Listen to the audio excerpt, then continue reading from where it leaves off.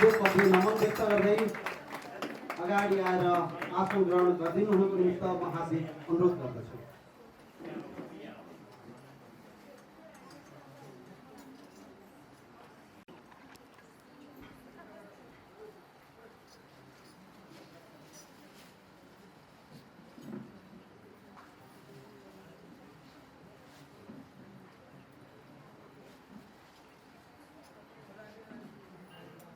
नेपाल राष्ट्रिय समिति कास्कीको निमन्त्रण कथावाचक पूज्य आचार्य शीतल कृष्ण महाराजजीको उपस्थिति भइसकेको छ।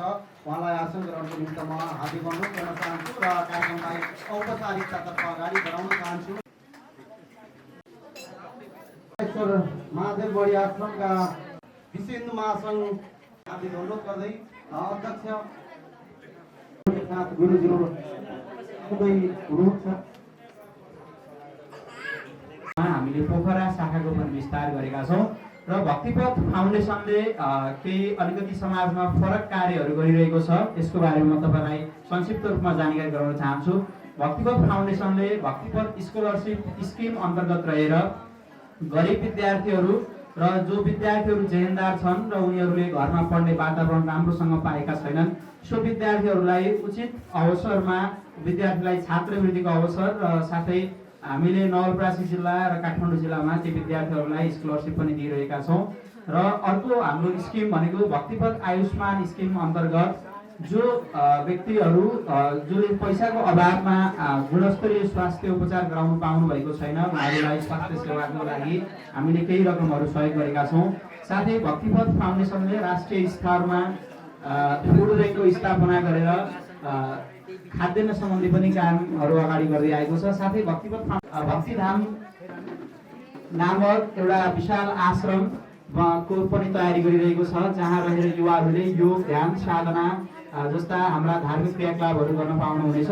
र यदि यहाँहरू हाम्रो भक्तिपथ फाउन्डेसनसँग जोडिन चाहनुहुन्छ, यहाँहरू इच्छुक हुनुहुन्छ, हामीसँगै हातेमालो गरेर यो अभियानमा सहकार्य गर्न चाहनुहुन्छ भने यहाँहरूले भक्तिपथ फाउन्डेसनको फेसबुक पेजलाई लाइक गर्नुहोला अथवा पेजमा मेसेज पनि गर्न सक्नुहुन्छ। अथवा आज हामी यहाँ उपस्थित भएका छौँ, हामीसँग प्रत्यक्ष रूपमा सम्पर्क अथवा यहाँनिर पोखरा शाखा पनि विस्तार भएको छ, हाम्रो सदस्यहरू यही हुनुहुन्छ, उहाँहरूसँग पनि सम्पर्क गरेर हाम्रो अभियानमा यहाँहरू जोड्न सक्नुहुन्छ भन्दै मैले आफ्नो भनाइहरूलाई यही विराम दिन चाहन्छु। राधे राधे।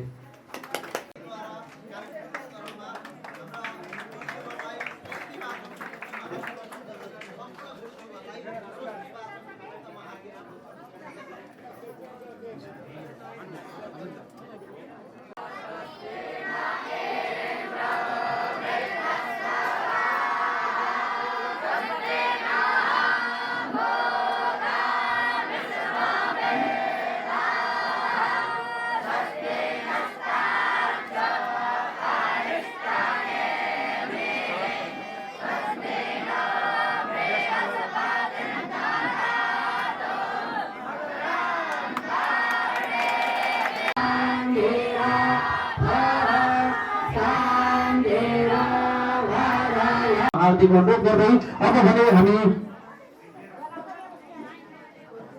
अभिनन्दन कार्यक्रमतर्फ जोडिँदैछौँ।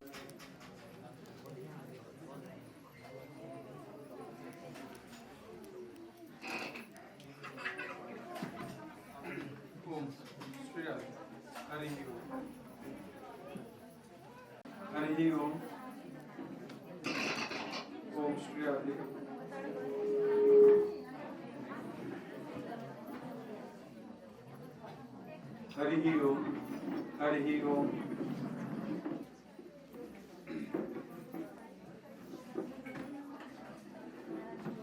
ओम श्री हरि।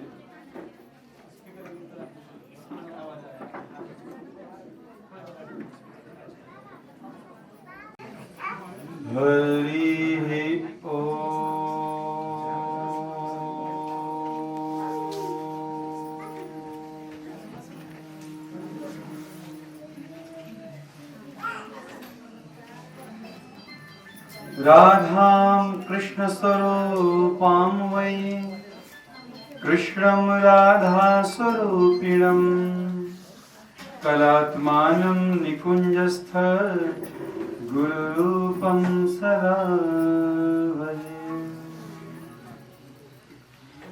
श्रीमदहंस समारंभां निम्बभास्कर मध्यमाम् अस्मदाचार्यपर्यन्तां वन्दे श्रीगुरुपरम्पराम्।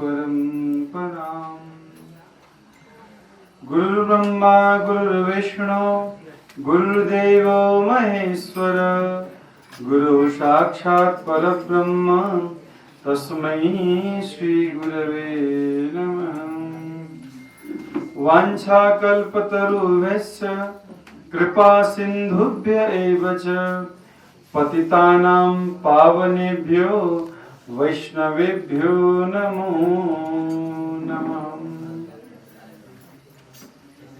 परमाराध्य आनंदकन सच्चिदानंद भगवान श्री सर्वेश्वर को श्री चरणारविंद कोटि शरणों प्रणाम। मंचस्थ विराजमान परम श्रद्धेय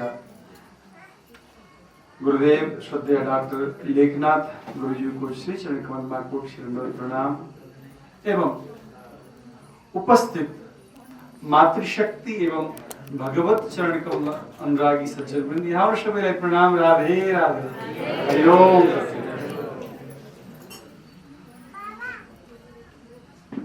भगवान श्री बांके बिहारी लाल को महती कृपाले भगवान श्री केदारेश्वर नाथ को असीम अनुकंपाले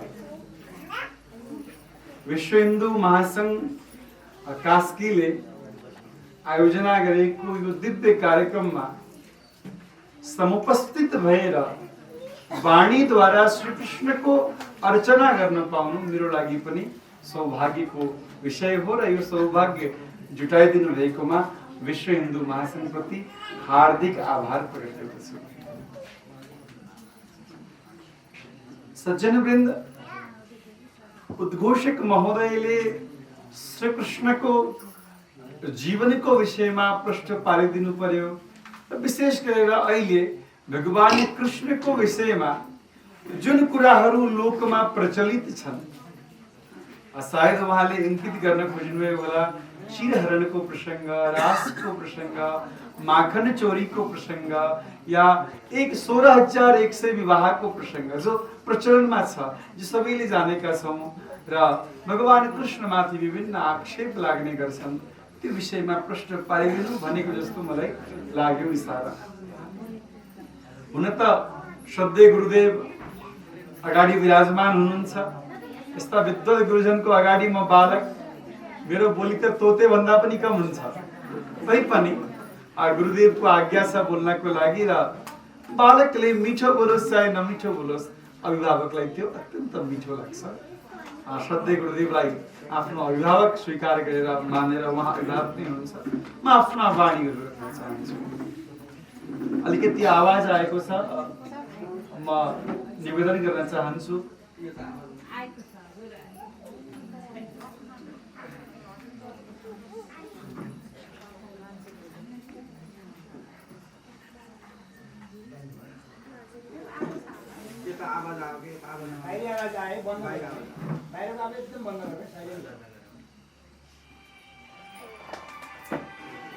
मोबाइल पनि सबैसँग साइलेन्टमा राख्नु है, मोबाइल स्विच अफ गर्दा राम्रो।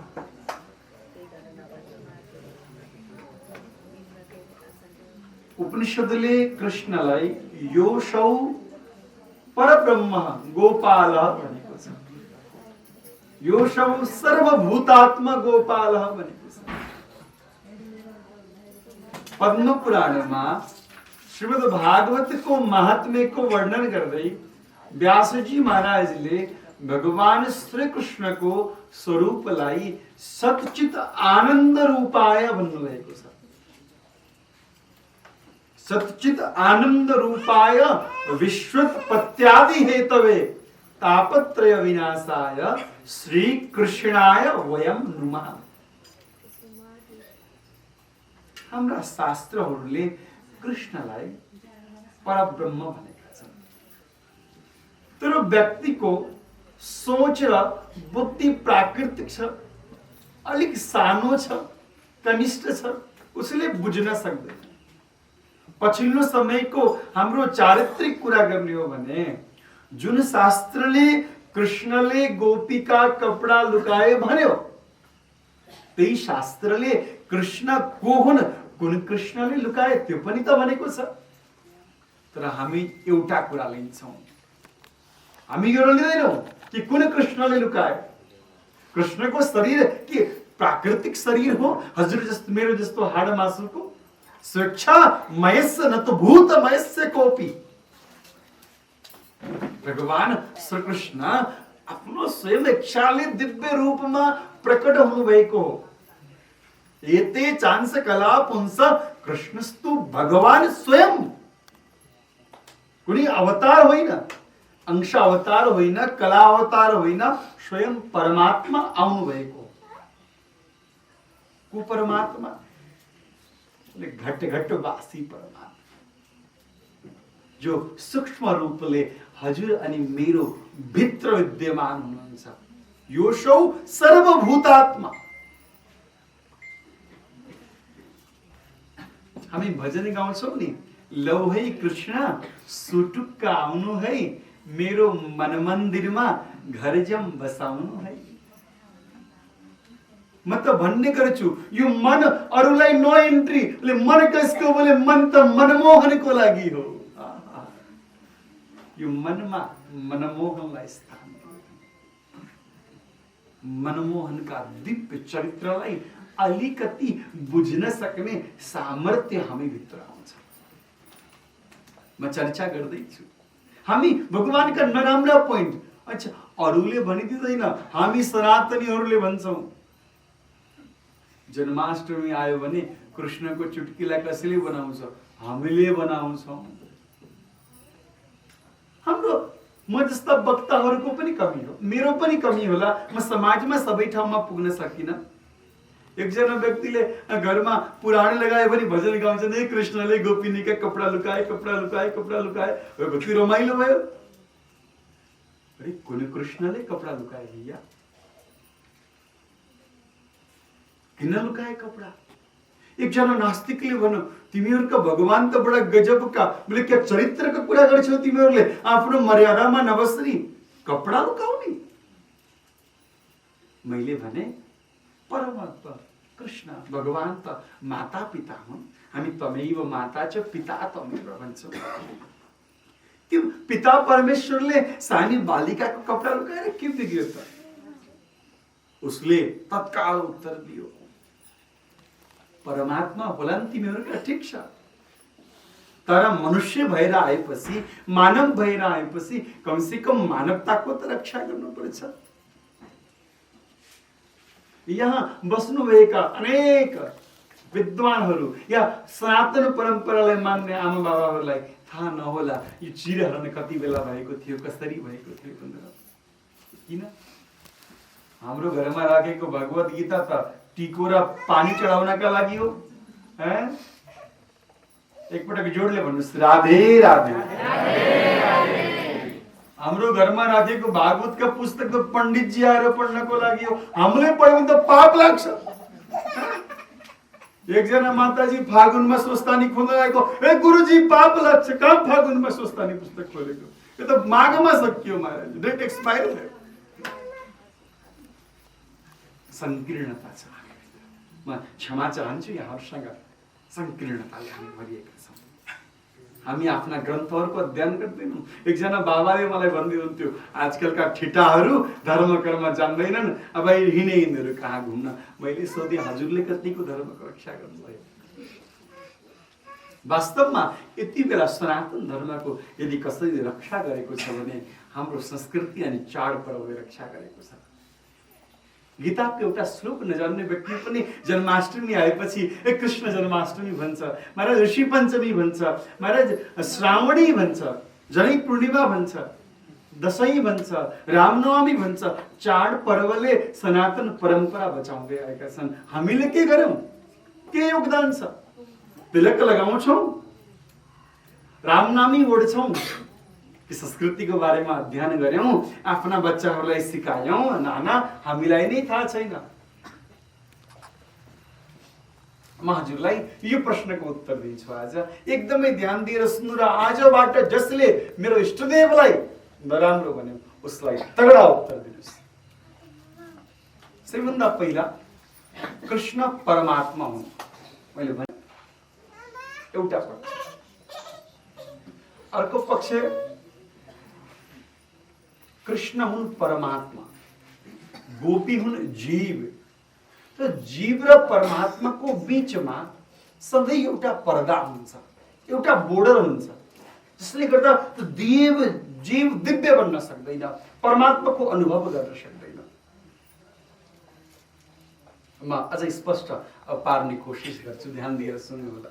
एकजना साधु कहाँ जो अत्यन्त महाराज भजनानन्दी थिए, न सम्मान मान मर्यादा केही नखोज्ने। सधैँ गुरुदेवलाई देख्दै थिए, अब माला यादै हुनुहुन्थ्यो, गुरुदेवले भगवानलाई लगाइदिँदै हुनुहुन्थ्यो।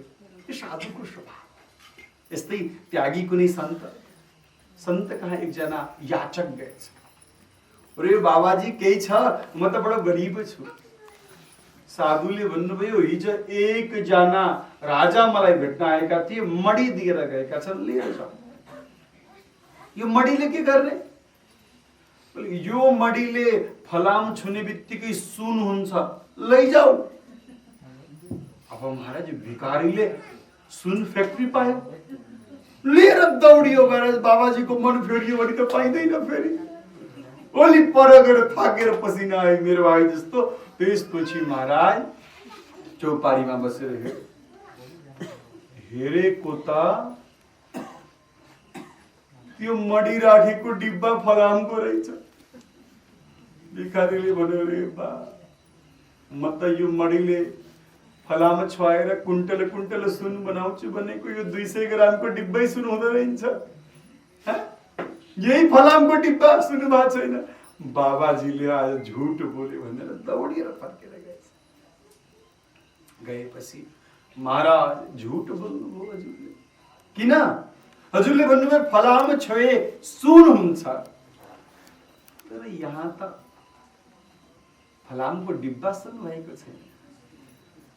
त्यति बेला सन्तले भन्नुभयो बाबु मैले सत्य बोलेको हो, यो डिब्बाभित्र मडी छ, त्यो मडीले फलाम छोए सुन हुन्छ।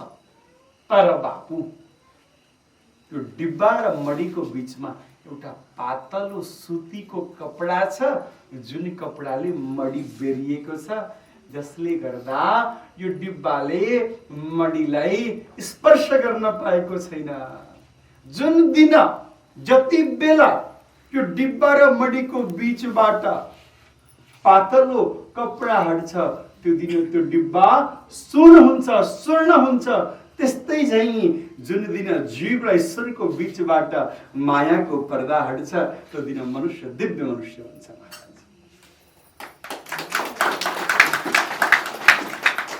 भगवान कृष्णले रासको अधिकारी बनाउनको लागि बस गोपिनीहरूको बीचको मायाको पर्दा हटाउनु भएको मात्रै हो। वेदान्तिक दृष्टिले यसरी हामीले बुझौं चिरहरुलाई। हजुरलाई दुवै कुरा मन्जुर छैन, हजुर सनातन परम्परा मान्नुहुन्न। म गुरुजीले भनेको पहिलो कुरामा पनि मान्दिन, दोस्रो पनि मान्दिन। तेस्रो कुनै कुरा छ बोले हाँ छ। तेस्रो के छ? जति बेला भगवान कृष्णले गोपिनीका कपडा व्यवस्थापन गर्नुभयो, भएको के थियो म यहाँहरूलाई बुझाउँछु। ब्रजका केही गोपिनीहरू यमुना स्नान गर्न जान्थे, नग्न भएर स्नान गर्थे। हाम्रो सनातन परम्परामा नियम छ कि नग्न भएर स्नान गर्नु हुँदैन नदीहरूमा। भगवानले भन्नुभयो, गोपिनीहरूले मानेनन्। भगवानले भन्नुभयो, हे देवीहरू, यति बेला ब्रजमा असुरहरूको बडा आवागमन छ। कति बेला कुन असुर आउँछ, कति बेला कुन असुर आउँछ। त्यसैले बाँदर बहुत छन्। यदि तिमीहरूले स्नान गर्दै गर्दा बाँदर या कुनै असुरले वस्त्र लगिदियो भने के लगाएर घर जान्छौ? आफ्नो मर्यादाका लागि पनि वस्त्र लगाएर स्नान गर्न जाऊ। समय ठिक छैन। जागरूकता भगवानले फैलाउनु भयो। गोपिनीहरूले मानेनन्, अनि भगवानलाई एउटा सूत्र छ नि, one drop of practice is more important than oceans of theory.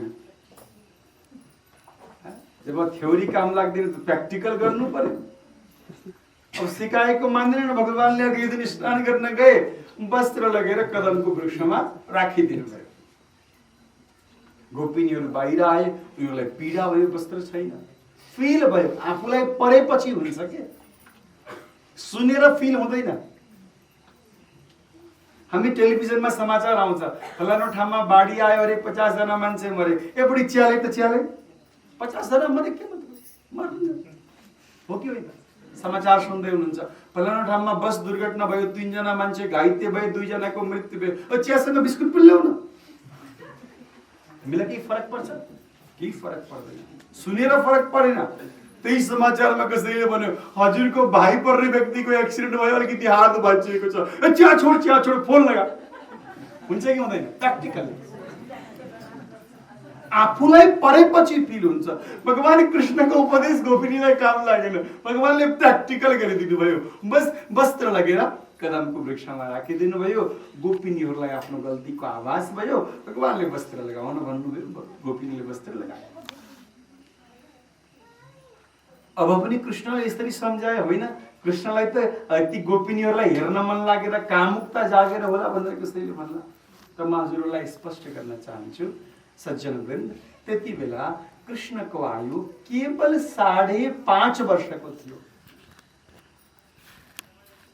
Strong answer हजुरहरूको लागि, व्यावहारिक पक्षमा कसैले सोध्यो भने, कृष्णले गोपिनीका कपडा लुकाउँदा कृष्णको आयु 5.5 वर्षको थियो। र 5.5 वर्षको बालकलाई को पुरुष को महिला के काम के तृष्णा के अट्र्याक्सन के हुन्छ? आजभन्दा 5000 वर्ष पहिला, आजभन्दा 50 वर्ष पहिला त 5 वर्षका बच्चाहरू कति त कपडै नलाइकन हिँड्थे होइन?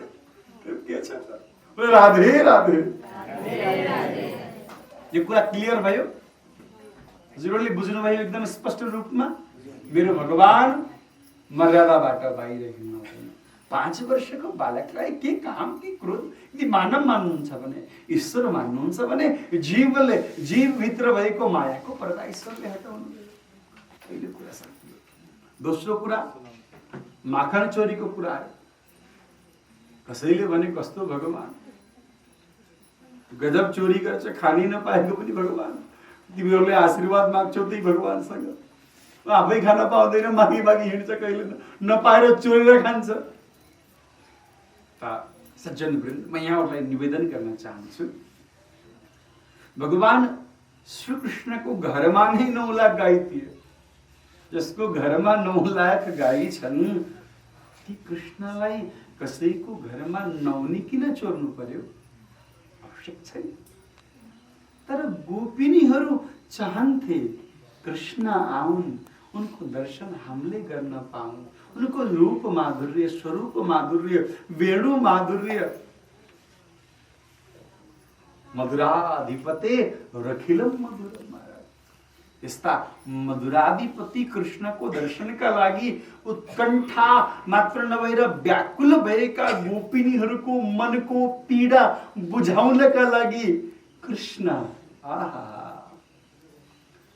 प्रबल प्रेम के पाले पढ़कर प्रभु को नियम बदलते देखा, अपना मान टले टल जाए, भक्त का मानन टलते देखा।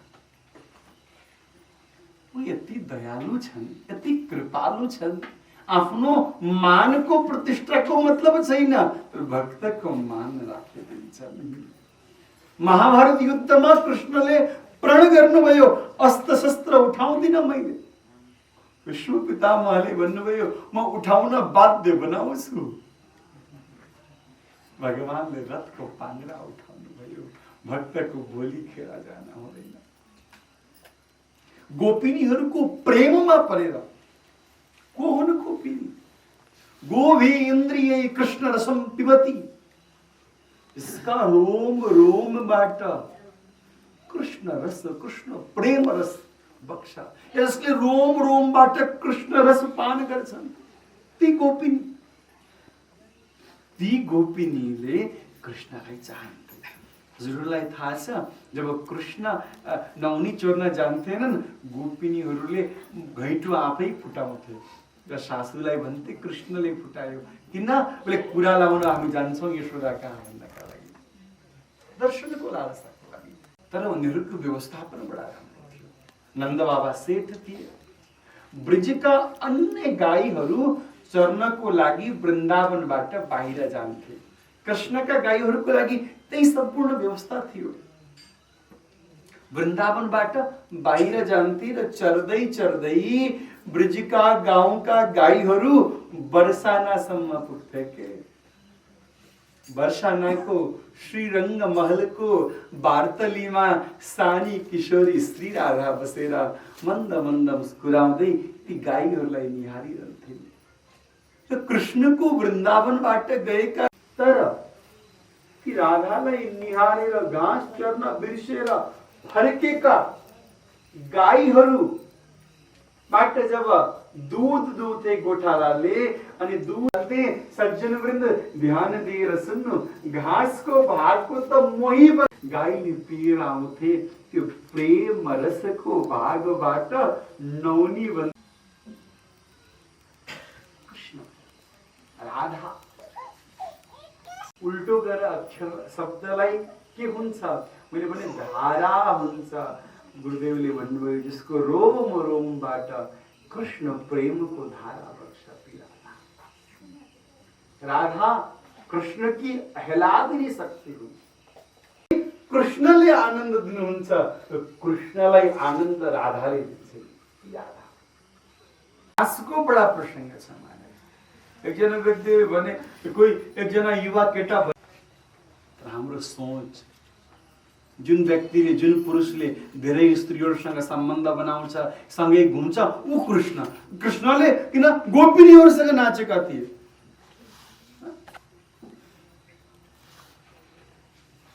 यो गलत भावना छ सबैभन्दा पहिला के बुझ्नु भने गोपिनी कुनै साधारण जीव होइन म प्रयास गर्नेछु वेदान्तका सूत्रलाई तीजको गीत जस्तो हजुरहरूको मनसम्म पुग्ने गरी बताउने बस ध्यान दिएर सुन्नु होला केही छ म स्पष्ट क्लियर गर्छु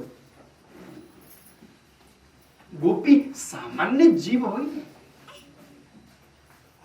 गोपी त मारे वेदका ऋचा हुन् उपनिषदका मन्त्र हुन् दण्डकारण्यका ऋषि हुन् सबैभन्दा पहिला कृष्ण अप्राकृतिक हुन् हाम्रो बुद्धि प्राकृतिक हो हाम्रो बुद्धिले त्यहाँसम्मको सोच नै सक्दैन हाम्रो बुद्धिले सामान्य रूपमा बुझ्न सक्ने कुरा म हजुरलाई यसरी बुझाउन सक्छु यो केदारेश्वर आश्रममा यदि राष्ट्रपतिको आगमन भयो भने राष्ट्रपति भन्दा पहिल्यै राष्ट्रपतिका सेवकहरू आउँछन् कि आउँदैनन् उहाँका सचिवहरू पिएहरू भान्सेहरू आउँछन् कि आउँदैनन् आउँछन् नि उहाँका नजिक बस्ने आसेपासे सबै उहाँका मान्छे हुन्छन् कि हुँदैनन् हामी त केवल स्वागत गर्न सक्छौं तर उहाँका सेवामा खटिएका सबै उहाँकै मान्छेहरू हुन्छन् उहाँकै सेवकहरू हुन्छन् सामान्य 5 वर्षलाई बनेको राष्ट्रपति आउँदा त यति प्रोटोकल हुन्छ भने कि जगतपति एक्लै आए धरतीमा न जगतपति आउनुभन्दा पहिला गोपी पठाए ग्वाल पठाए गाई पठाए गोप पठाए कसैलाई पठाए आफ्ना निज पार्षदहरूलाई पठाए जो ऋषिहरू वर्षौंदेखि युगौंदेखि तपस्यामा निरत थिए प्रेमको उच्च स्थितिलाई पाउन चाहन्थे ती ऋषिहरूले रासमा सहभागी हुने सौभाग्य प्राप्त गरे सामान्य स्त्रीसँग कृष्ण नाचेका होइनन् कृष्ण आफैसँग नाचेका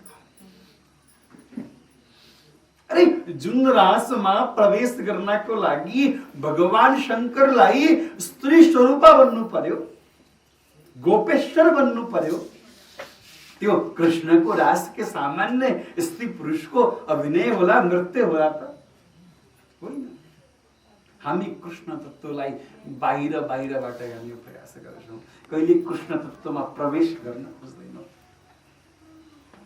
सूरजै गोलेरी नचायो भने मादल ठोक्यो काम सकियो महाराज मजा आयो एकछिन नाचेको महाराज कमर भाँची सब ठीक हो अपना परमात्मालाई चिनौ रसो वै सह कृष्ण रस स्वरूप छन्। कृष्ण भन्ने बित्तिकै भित्र माने चाहिँ रस प्रकट हुन्छ। अझै पनि हाम्रो छुट्टै रस प्रकट हुन्छ। त्यस्ता रसराज भगवान कृष्णलाई बुझ्नलाई बहुत समय, सामान्य स्त्रीहरूसँग नाचेका हुन्। अर्को कुरा, ती स्त्रीहरू कुनै युवती थिएनन्। श्रीमद् भागवतमा प्रसङ्ग आउँछ, कसैले आफ्नो बच्चालाई स्तनपान गराउँदै थिए, कसैले पतिको सेवा गर्दै थिए, कसैले ससुरालाई भोजन गराउँदै थिए। अलग अलग परिस्थितिका गोपिनीहरू दौडिएर वनमा पुगे। निशम्ब गीतम तदरङ्ग वर्धनम ब्रजस्त्रिया कृष्ण गृहीत। तर त्यति बेला कृष्णको आयु 10.5 वर्षको थियो। कति वर्षको? अब भन्नुहोस्, 10.5 वर्षको बालक छोराछोरी भएका महिलाहरूसँग नृत्य गरे। हामीलाई थाहै छैन। हामी त भनेछौँ कृष्णजीका 1600 गोलिनी। एकजना भन्दै हुनुहुन्थ्यो, कृष्णजीका श्रीमती 1600 गोलिनी होइन। मैले भने तिम्रो गोली नै गोली जस्तो छ। गोलिनीको कुरा कहाँबाट गर? हामीलाई थाहा छैन। हामीले कृष्ण कृष्ण भनेर यो झुलामा झुलाउन थालेको 30 वर्ष भइसक्यो। थाहा छैन हामीलाई। कसैले भनिदियो भने चुप्प लाउँछौँ। गुरुजीहरूलाई सोध्नुपर्छ। सबै कुरा गुरुजीले भने हजुरले के गर्ने? हजुरको के दायित्व? आजकल का बच्चा बिग्रे, अभिभावक कौन सा सुधरेका थिए? अभिभावकले के सिके हाम्रो धर्मको बारेमा, हाम्रो परम्पराको बारेमा, संस्कृतिको बारेमा? 10.5 वर्षको बालकले स्त्रीहरूसँग नृत्य गरे। त्यो स्त्री अनन्य भक्त थिए, दिव्य स्वरूप लिएर आएका थिए। कृष्णले त्यत्रा गरे, हामीले पनि 2-4 गरे के हुन्छ भन्दै थियो एकजना व्यक्ति। मैले भने घरमा भएकी एउटीले सम्हाल त सही परेन। बोले भक्तवत्सल भगवान की सम्हाल्न एउटीले पहिला बडा गाह्रो। मैले भने भगवान तिमीले 1 चम्चा चाखेर आयौ, बाँच्यौ भने फेरि गरौँला। अब कृष्णले गरेको खोजेपछि त सुरुदेखि गर्नु पर्यो, स्टेप बाई स्टेप अगाडि बढ्नु पर्यो। त्यो सबभन्दा पहिलो चमत्कार कृष्णको विष पिएका थिए। तिमीले चाखेर आऊ, बाँचेछौ भने गरौँला। अझ भएन, कृष्णले 7 वर्षको आयुमा गोवर्धन पर्वत उठाएका थिए। 21 किलोमिटर सफल भएको।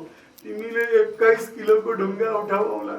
अरे छोडो, 21 ग्रामको उठाएर देखाइदेऊ। दानवीरको नाम भन्दा भन्दै मुख दुख्छ। कति बेला भगवानको बारेमा भन्ने समस्या छ।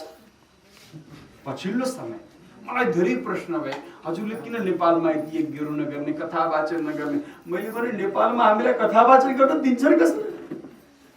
के गर्नु बोले? बोले दानवीरको नाम वाचन गर्दिनुहोस्। मैले कथा वाचन त पछि गरे पनि हुन्छ।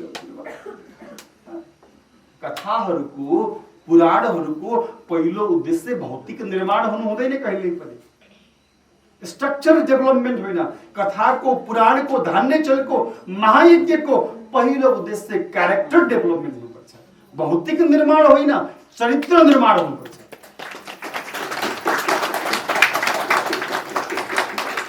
एउटा बिल्डिङ त एउटा व्यापारीले बनाइदिन्छ, गुरुजीलाई किन बोलाएर मुख दुखाउनु?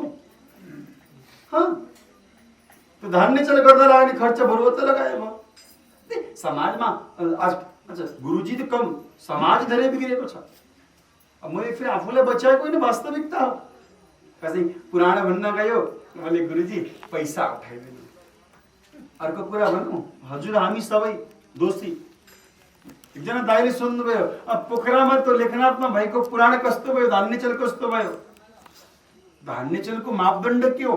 त्यसको सफलताको मापदण्ड के हो? असफलताको मापदण्ड के हो? हामीले के सोच्छौँ?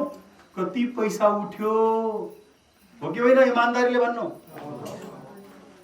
त्यो कथा सुनेर कतिजना व्यक्तिले कुलत छोडे, राम्रो संस्कारमा आए, आफ्नो धर्ममा आए। कतिजना आमा बाबाको आँखाबाट आँसु पुसियो। कतिजना व्यक्तिले समाजमा राम्रो चरित्रको विकास गरे। कसैले सोध्दैन, सोध्छ के पैसा कति उठ्यो? हामी गलत छौँ, हामी सबै गलत छौँ। अनि हाम्रा छोरा नातिले हाम्रो संस्कृतिको बारेमा बोल्दैनन्, जानेनन्, सिकेनन् भनेर हुन्छ? हामी अभिभावक दोषी छौँ। पहिला हामी सिक्दैनौँ, हामी सिक्न दिँदैनौँ। मैले त्यसैले म क्षमा माग्छु जो आउनुहुन्छ नि द्रव्य उठाउनका लागि। म उहाँको हात जोड्छु। हाम्रो टिम, हाम्रो म्यानेजर दाइहरूलाई भनिदिएको छ हात जोड्नु, यस्तो कार्यक्रम नलिनु भन्नु। एक पटक अनुभव छ, एक पटक थाहा भएन। एउटा विद्यालयको धान्यचलमा गइयो हेर्नुहोस्। म त वृन्दावनको व्यक्ति, बडो प्रेमले कृष्ण रसमा डुबिरहेका थियौँ हामीहरू। एकजना 1 लाख दिने व्यक्तिका हाम्रो टुपुक्का आइपुग्यो। मैले गुरुजीको कथा त व्यथामा गयो, टुनुकुटी ढै ढै पार्दै मारे त्यो व्यक्तिलाई मञ्चमा लिएर आए। यति टाउको दुख्यो। उसले कृष्ण रस भन्दा, भागवत कथा भन्दा श्रेष्ठ यो व्यक्ति भयो।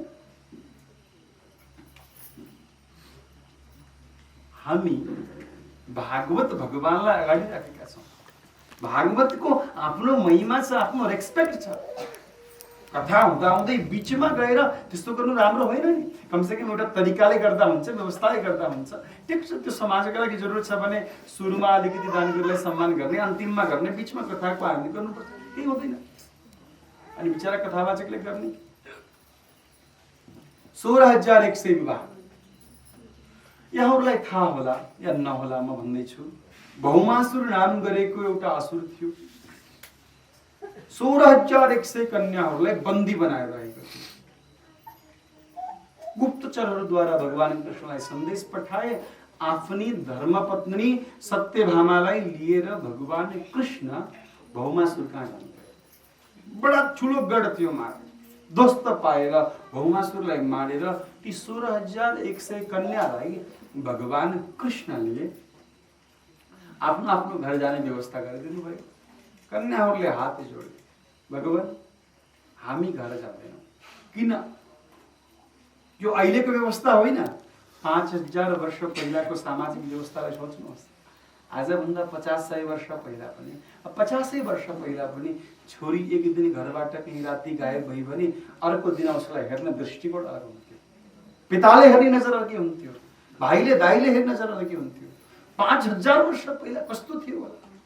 ती स्त्रीहरूले भने, हे भगवान, हे द्वारिकाधीश, हामी घर जान्छौँ। तर हाम्रो पिताले त हामीलाई सम्मान गर्दैनन्। दासी भएर आएका, अर्काकोमा कयौं दिनसम्म रात कटाएर आएका नारी भन्छन्, मेरा दाजुभाइले सम्मान दिँदैनन्, समाजले हेला गर्छ, अब विवाह त कसैले गर्ने कुरै भएन। त्यो भन्दा अपमानको जीवन जिउनु भन्दा, प्रत्येक पल मर्नु भन्दा अपमानले हामी सबैले आत्महत्या गर्छौँ भनेर 16,108 कन्याले निश्चय गरे, कृष्णलाई सुनाए।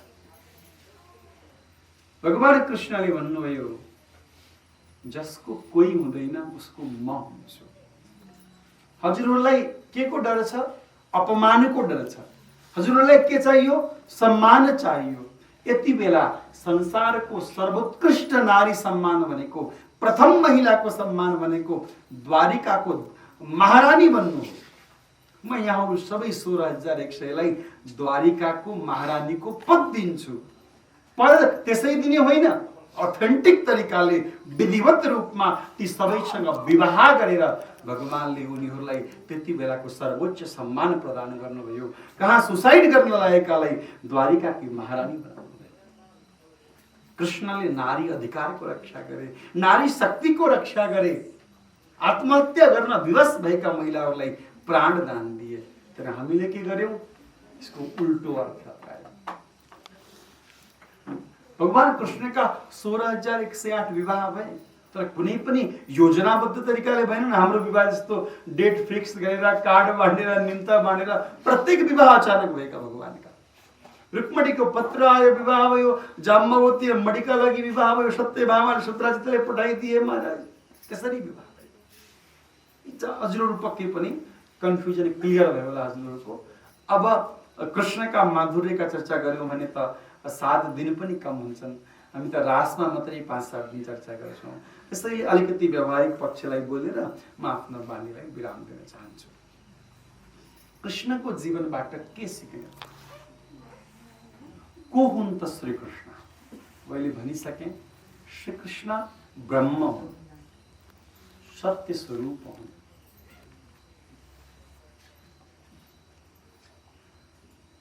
श्री कृष्णले हामीलाई व्यवहारिक जीवनका लागि के कुरा सिकाउँछ?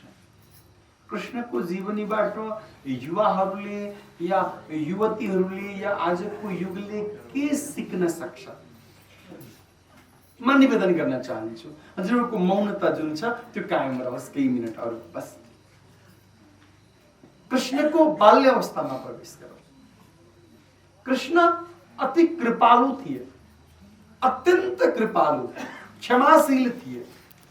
मनुस्मृतिमा धर्मको जब 10 लक्षणको चर्चा हुन्छ, धृतक्षमा दमुस्तेयम शौचमिन्द्रिय निग्रह धीरविद्या सत्यमा क्रोधो दशकम धर्म लक्षणम। मनुस्मृतिले जब धर्मको चर्चा गर्दै गर्दा दोस्रो जुन लक्षण भनेको छ क्षमाशीलता, त्यो कृष्णको जीवनको प्रारम्भमा देख्न सकिन्छ। राम त सम्पूर्ण धर्मका विग्रह थिए। रामो विग्रहवान धर्म भनेर शास्त्रले हामीलाई भन्छ। कृष्णको जीवन पुतना विष खुवाउन भनेर गइन्। हामी सबैलाई थाहा छ हो कि होइन? तर विष खुवाउन आएकी पुतनालाई यशोदालाई दिने स्थान कृष्णले प्रदान गरे। भगवानले भने बाहिर बाहिर त छातीमा विष लगाएकी हुन्, तर भित्र त दूध छ, अमृत छ। यिनले त्यही काम गरेछन् जुन काम मेरो आमाले गर्नुहुन्छ।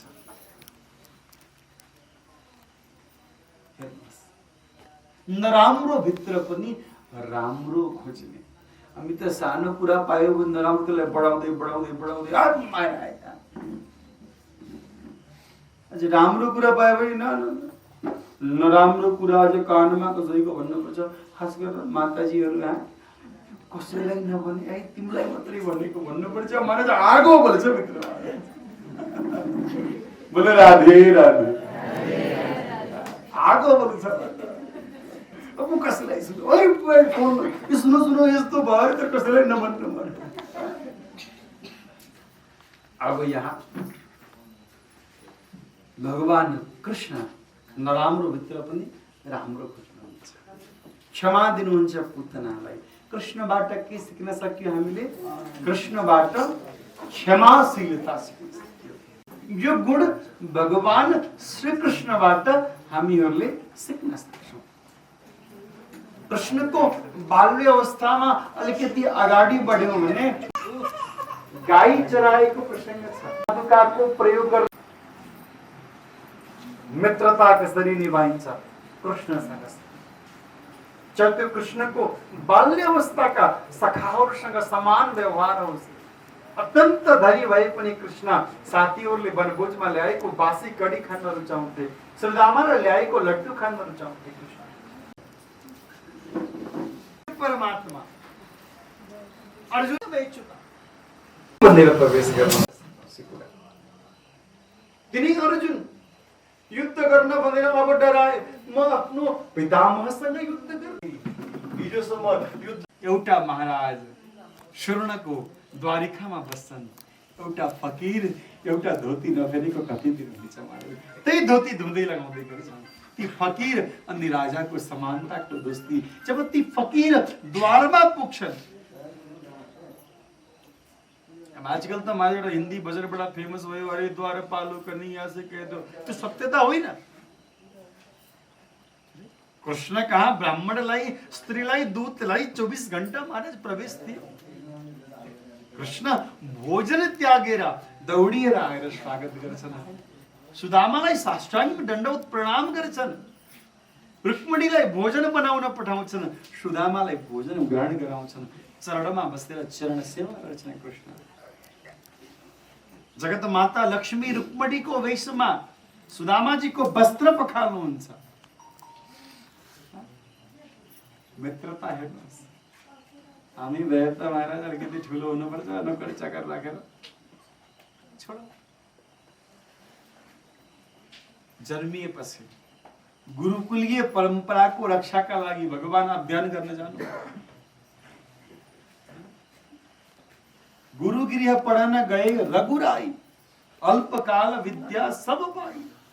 भगवान श्रीराम पनि पढ्न जानुभयो, कृष्ण पनि गुरुकुलमा पढ्न जानुभयो।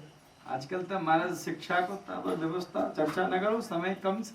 तैपनि गुरु कहाँ गएपछि त्यो ज्ञान महाराज त्यहाँको आचरणले नियमले अझ राम्रोसँग आउँथ्यो। आजकल त इन्फर्मेसन र नलेजको जमाना छ, विजडमको कोही कुरा गर्दैन, यहाँ ज्ञानको कोही कुरा गर्दैन। मित्रता निभाउन कृष्णसँग सिकाउनु, समानताको व्यवहार। आजकल बडा नयाँ कुरा आएको छ, यी सनातन धर्म मान्नेहरू लोकतन्त्रका विरोधी, डेमोक्रेसीका विरोधी, लोकतन्त्र गणतन्त्र हामीले ल्यायो। लोकतन्त्रको सुरुवात कसले गर्यो? रामले गरे, कृष्णले गरे। तर आजका जस्ता व्यक्तिनिष्ठ भएर होइन, सिद्धान्तनिष्ठ भएर। मेरो कुरा ध्यान दिएर सुन्नु होला। कुनै पनि संघ संस्था समाज राज्य सिद्धान्तनिष्ठ भयो भने, सिद्धान्तमा अडिग भयो भने राम्रो चल्छ। व्यक्तिनिष्ठ भए पनि बर्बाद हुन्छ। महाभारतको मुख्य कुरा के हो?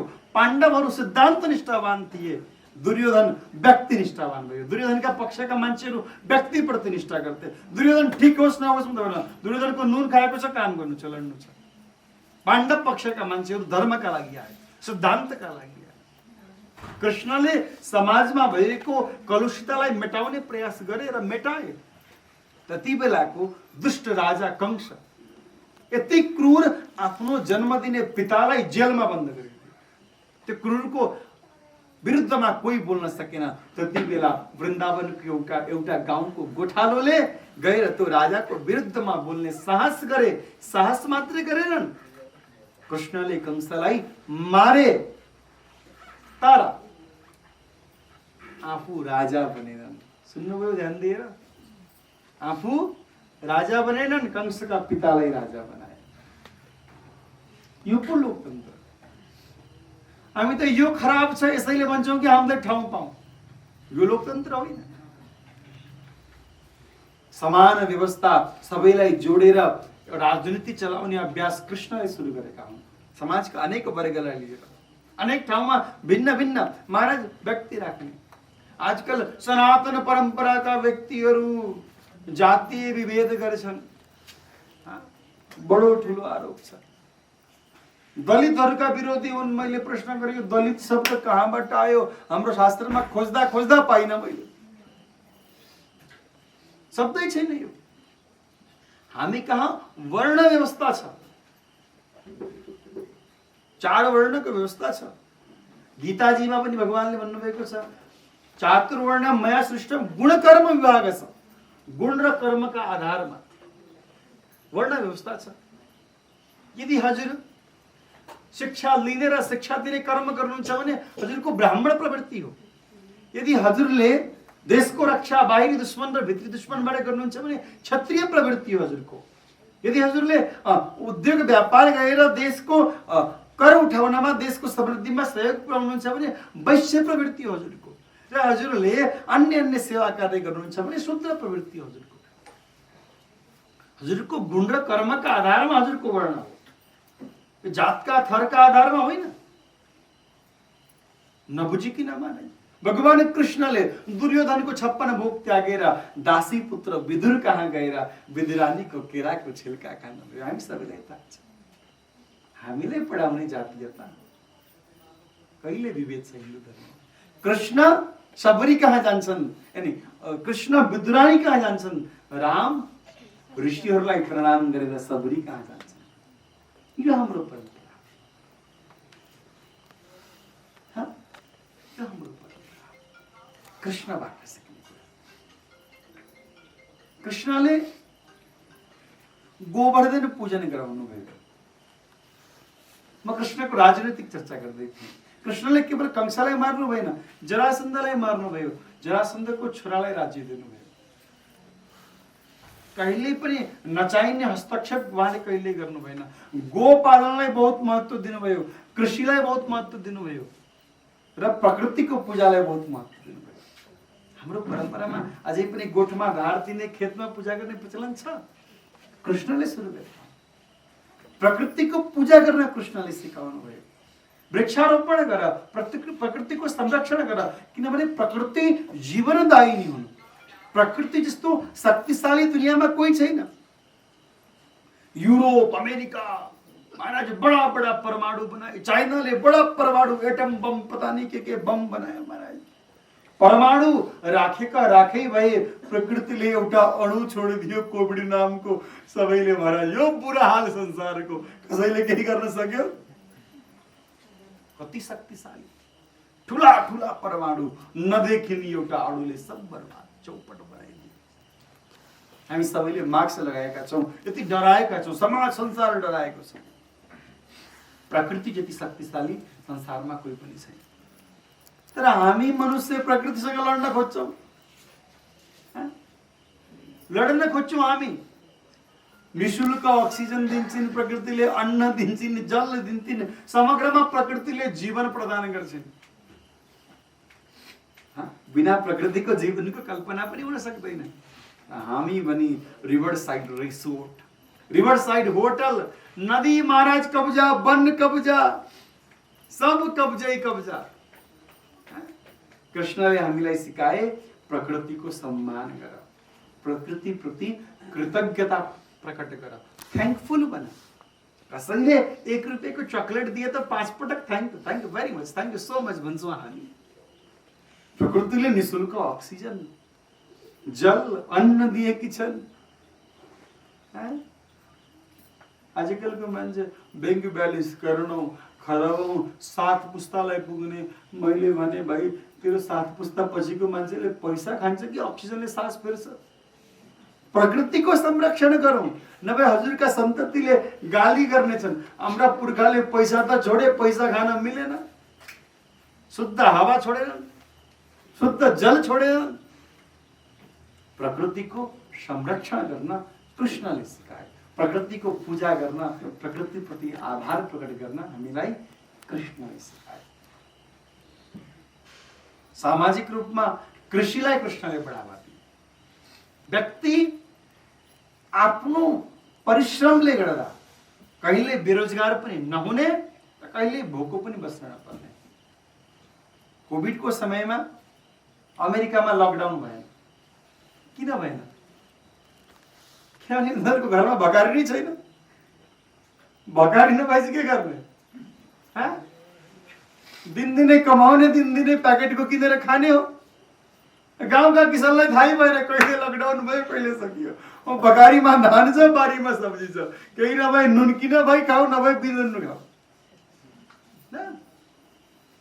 अच्छा, गाउँमा मान्छे बेरोजगार बहुत कम हुन्छन् महाराज। आजकल त हुन थाल्यो, किनभने सहरको हावा गयो। रोजगार यस्तो नयाँ आएको छ महाराज, टिक टिक टिक टिक टिक टिक, यो मोबाइल भन्ने कुरो नयाँ रोजगार आएको छ महाराज। जसको रोजगार छैन उसको त्यही रोजगार महाराज। सोशल मिडियामा खेती गरे महाराज, सन्चो बस्यो। यो नयाँ रोजगार आएको छ। तर पनि म निवेदन गर्न चाहन्छु यहाँहरूलाई के भने, प्रकृतिको पूजा, कृषिको संरक्षण। अब पूजा पनि भिन्न भिन्न हुन्छ, फेरि ध्यान दिउँ। पुस्तकको पूजा भनेको यसको अध्ययन हो। प्रकृतिको पूजा भनेको बाँझो खेतमा कमसे कम धान छर्नु, गहुँ छर्नु, त्यो प्रकृतिको पूजा हो। फेरि फुलपाती मात्रै चढाएर हुँदैन नि, फेरि ध्यान दिनु नि। पूजाको भिन्न भिन्न पद्धति। अन्नको पूजा भनेको समष्ट अन्न खानु हो, ग्रहण गर्नु हो। छुट्टा छुट्टी पूजाका तरिका छन्। त कृष्णले प्रकृति पूजा गर्न सिकाए, कृष्णले गाई पाल्न सिकाए। उपनिषद हेर्नुभयो भने कृष्णको नाम गोपाल नामबाट धेरै उपनिषदहरूले कृष्णलाई पुकार्छन्। विप्रदेनु सुर सन्तहित लीन मनुज अवतार। कृष्ण गाईको हितको लागि आए। गाई जीवनदायिनी छन्, जसको मलमूत्र पनि काम लाग्ने छ, जसको मलमूत्रमा पनि औषधीय गुण छ। यो सबैभन्दा त्याज्य वस्तु पनि यति उपयोगी छ। त्यस्तै गाई। फेरि गाई भनेको फेरि आजकलको फेसनको गाई होइन। दूध दिने सबै गाई हुँदैनन्, ध्यान दिउँ हामीले। दूध त बाख्राले पनि दिन्छ, ऊँटले पनि दिन्छ। जर्सी भन्यो, फर्सी भन्यो महाराज, के हो आजकल? वेद स्वरूपा, देव स्वरूपा जुन गाई छ, वेद लक्षणा गाई जुन छ, जसको लक्षणको चर्चा हाम्रो वेदले गरेको छ, जसलाई हामीले काठे गाई भन्छौँ, स्थानीय गाई भन्छौँ, ती गाईको कुरा गर्दैछु म। आजकल त महाराज हाइब्रिड भन्यो, गाई ब्रिड भन्यो, इन्जेक्सन लगायो, दुध दिने सबैलाई गाई मान्यो अनि दुध पियो, अनि बुद्धि पनि हाइब्रिड हुन्छ महाराज इन्जेक्सन लगाउने खालको। त्यसैले गाईको सेवा गर्नु, सनातनी परम्परागत व्यक्तिको त जीवन शैली गाई बिना पुरै हुँदैन। पंचगव्य पंचामृत नभई हाम्रो पूजा सम्पन्न हुँदैन। र आजकलका गाई त महाराज दुनामै सीमित भए। अब त्यो पनि ठिकै छ, कम से कम कोही बात नै, तर यस्तो गर्न चाहिँ हुँदैन। कम से कम गौ सेवा, गौ पालन, सनातनी हो भन्ने टीको लगाउने, त्रिपुण्ड लगाउनेले सके घरमै गाई पाल्नु, नभए कुनै एउटा राम्रो गौशालाको एउटा गाईलाई गोद लिनु, आफ्नो बनाउनु, एडप्ट गर्नु, जे गर्न मिल्छ, कम से कम गौ सेवा। यदि टिको लगाउनुहुन्छ, टुप्पी पाल्नुहुन्छ, यदि जनेऊ लगाउनुहुन्छ भने, यदि म हिन्दू हुँ, सनातनी हुँ भन्नुहुन्छ भने गाई प्रतिको आफ्नो कर्तव्य कहिल्यै बिर्सिनु हुँदैन। किनभने गाई माता हुन्।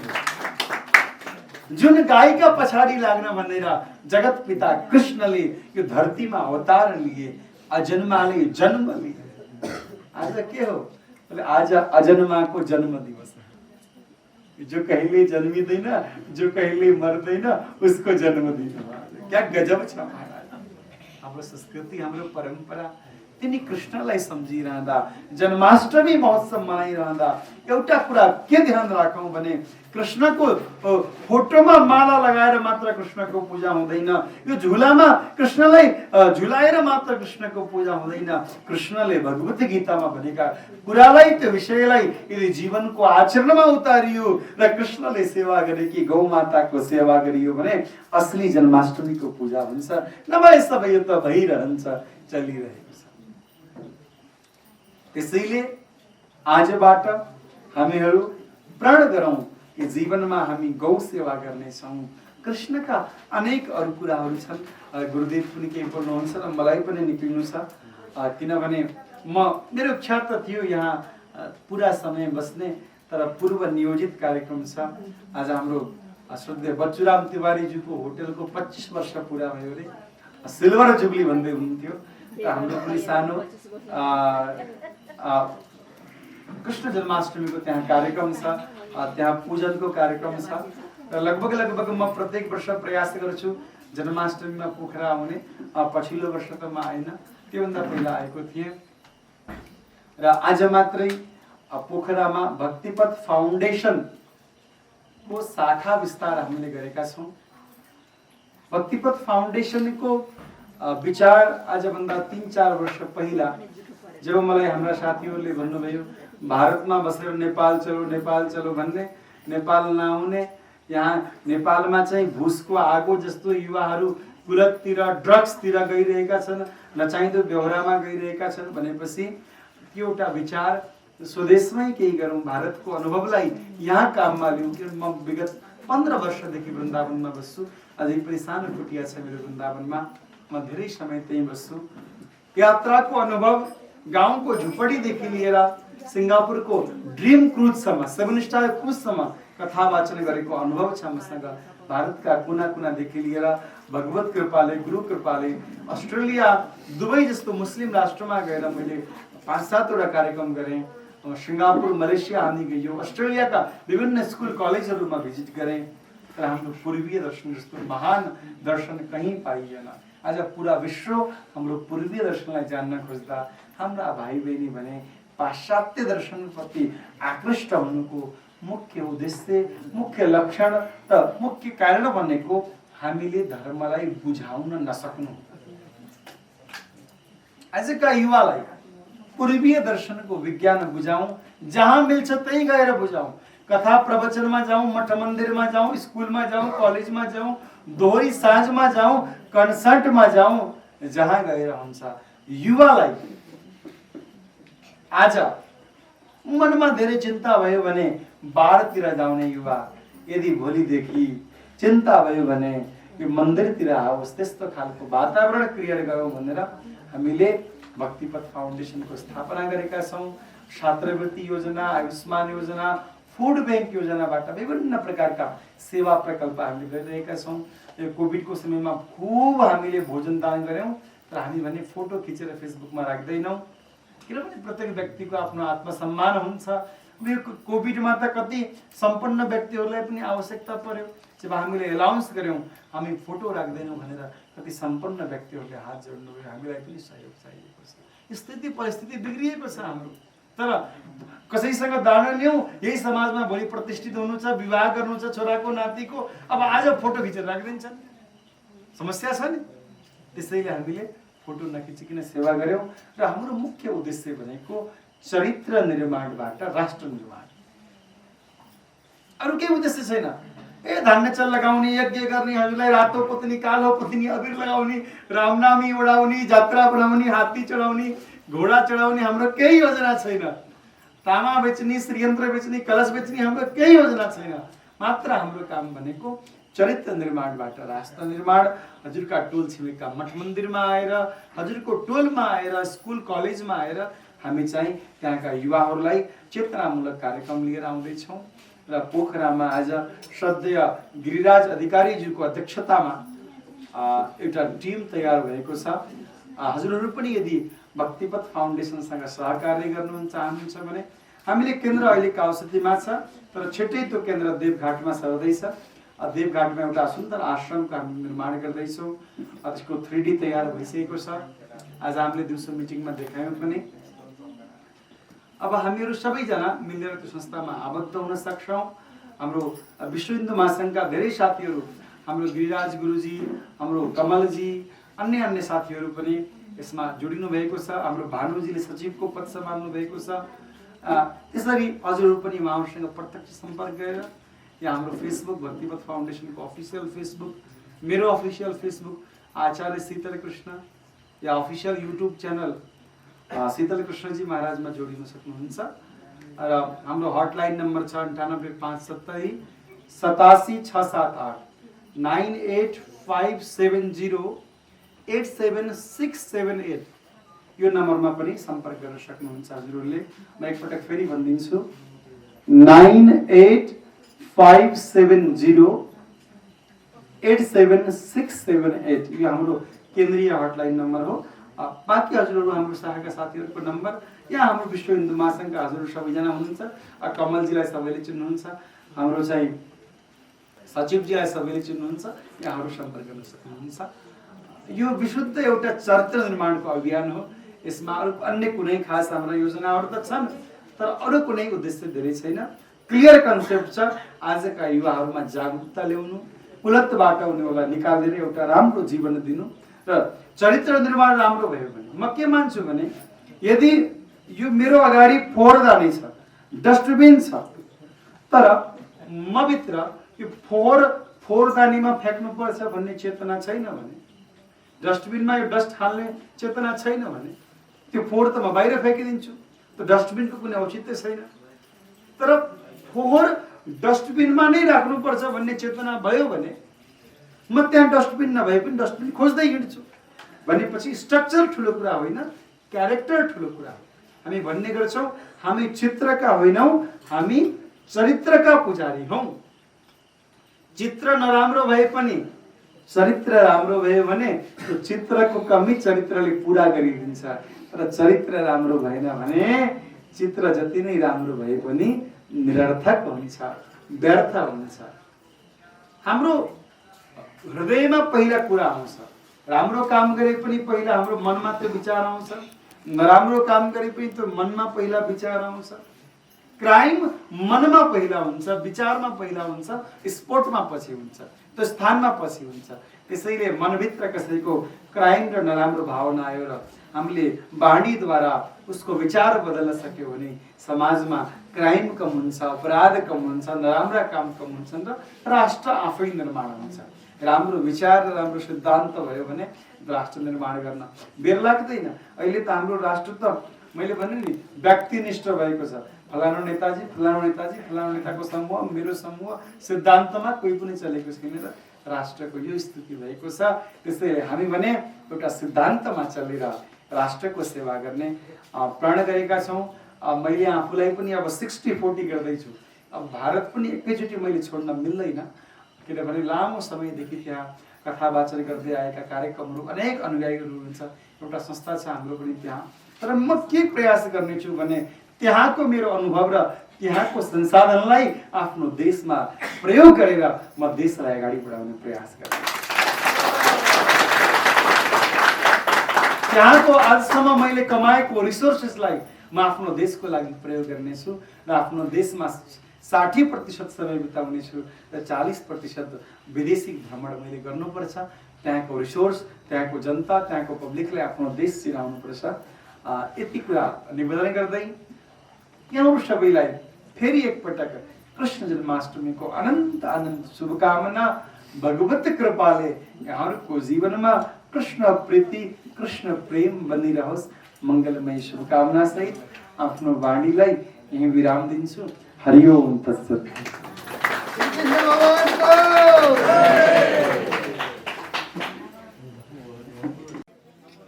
हाम्रो कार्यक्रममा अझै पनि बाँकी छ, नगरभित्रमा हार्दिक अनुरोध गर्न चाहन्छु।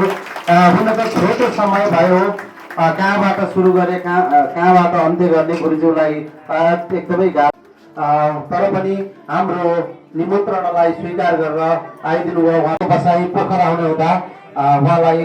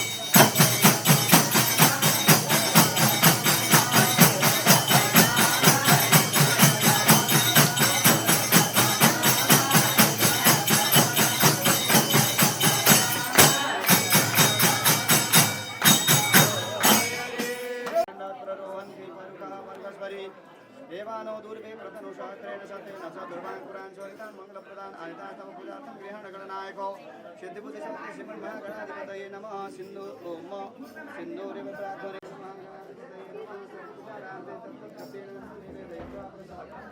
नैवेद्यं नजिक आएर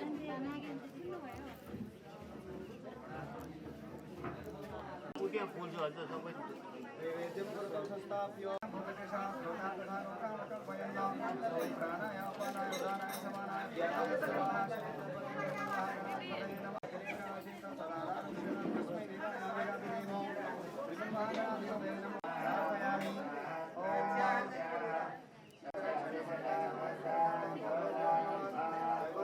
तग्नोपस्वान् वयुनान् विद्वान् पुमा पुमागोसं परिपातु विश्वतो ओम भूर्भुवस्वः श्रीखण्डं चन्दनं दिव्यं गन्धाढ्यं सुमनोपरं विलेपनं सुरश्रेष्ठं चन्दनं प्रतिगृह्यताम् श्रीमद्पुराणपुरुषोत्तमाय नमो नमः ओखदेः प्रतिमोदत्वं पुष्पवतेः प्रसुवरेः अस्वायव सरित्वरिर्भिरुदः पारैष्णवः माल्यादीनि सुगन्धीनि मालत्यादीनि वै प्रभो मया नितानि पुष्पाणि पूजार्थम्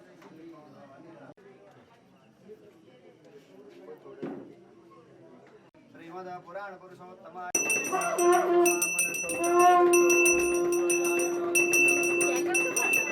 दर्शयामि दीपान्ते हस्तप्रक्षाल्यो नैवेद्योपरि पुष्पान् दुर्वाङ्कुरान् तुलसीपत्रान् छाद्यो निवेदयेत ओम मानभ्य आसीदन्तरिक्षगो शेषनोरदे थोड़ा सा एक एक सुंदर फूल रखिए ज्यादा मत रखिए एक रखिए कल्पयन्नो श्रीमद्पुराणाय स्वाहा उपचारार्थे गन्धाक्षतपुष्पाणि समर्पयामि हरि ओम मा इदग्गो हविः प्रजननं मे अस्तु दशभि अजायत श्रोत्रादवायुश्च प्राणश्च मुखा अग्निरजायत प्रभु का चरण उपासक हरि का चरण उपासक कति कति पार करे ओम जय जगदीश हरे मन को थाल मनोहर प्रेमारूपवासी प्रभु कारण विनाशी शरणागत प्रतिपालक शरणागत प्रतिपालक चिन्मय सुखराशि ओम जय जगदीश हरे सृष्टि स्थिति लय करता त्रिभुवन का स्वामी प्रभु हरे आए युग युग पालन गो अगणित रूप धरि हरि अगणित रूप धरि लीलामय रस शरण शरण अवहायो प्रभु भव भयहारी ओम जय जगदीश हरे भावतु निर्मल पद सेवा पारिको अविरल धरे प्रभु जय जगदीश हरे प्रभु का चरण भवानी प्रथमान्य सन्नो देहनागं महिमानः ततन्तजत्र पूर्वे साध्याः सन्ति देवाः ॐ राजाधिराजाय प्रसह्यसायिने नमो वयं वै श्रवणाय कुर्महे समे कामान् कामकामाय मह्यं कामेश्वरो वै श्रवणो ददातु भूमि जनयन्ते पाटलाब्जै उन्नागजाति करवीररसालपुष्पैः बिल्वप्रवालतुलसीदलमञ्जरीभिः त्वां पूजयामि जगदीश्वर मे प्रसीद हेरोकले कङ्कणम् सर्वाङ्गाजहंसः प्राणप्रयाणसमये कफवा त्वमेव बन्धुश्च सखा त्वमेव पशुपतिनाथ भगवान को गुह्यकाली माता को समस्त भक्तजनहरू को नमः पार्वती पतये हर हर महादेव राधे श्याम।